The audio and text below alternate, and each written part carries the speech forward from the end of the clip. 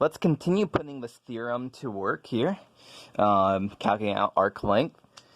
To calculate the length of one arch of a cycloid formed by a circle of radius r is equal to 2.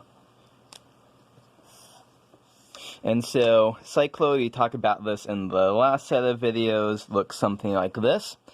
Parametrization is going to be, C of t is going to be, let me write an initial answer and then I'll change it, t minus sine t, 1 minus cosine t.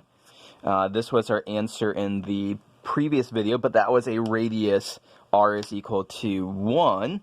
We check the textbook, radius r is equal to 2, just multiplies all of that by 2.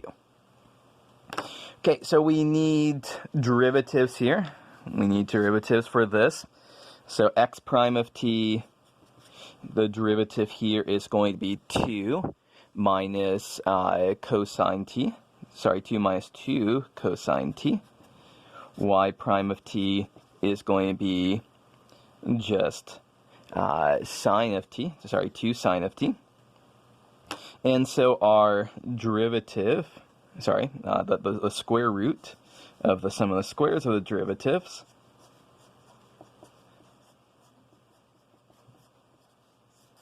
this ends up as square root of 2 minus 2 cosine t squared plus 2 sine t squared. And so this is 4 minus 8 cosine t plus 4 cosine squared t plus 4 sine squared t. And let's see, how do we simplify this? 4 cosine squared t plus 4 sine squared t, that is just going to be 4. And new piece of paper here.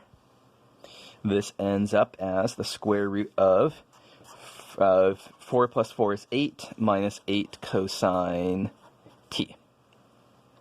Okay, how can we simplify this?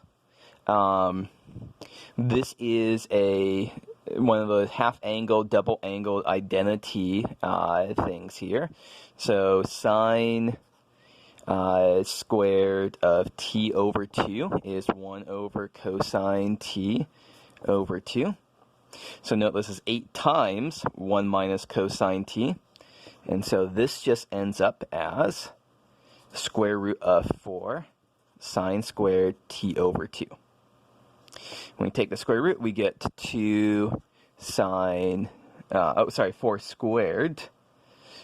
So when we take the square root, we get 4 sine of t over 2.